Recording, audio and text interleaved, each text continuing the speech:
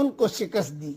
وقتل داؤد جالوت، اور داؤد علیہ السلام نے جالوت کو قتل کر دیا۔ وآتاہ اللہ الملک والحکمت وعلمہ مما یشاء، اور اللہ تعالیٰ نے داؤد علیہ السلام کو بادشاہت اور دانائی عطا کی، اور جن چیزوں کا چاہا علم بخشا۔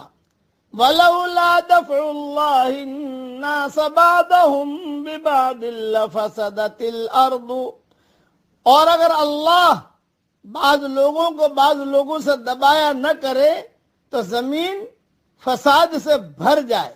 وَلَكِنَّ اللَّهَ ذُو فَضْلٍ عَلَى الْعَالَمِينَ، مگر اللہ دنیا والوں پر بڑا فضل فرمانے والا ہے۔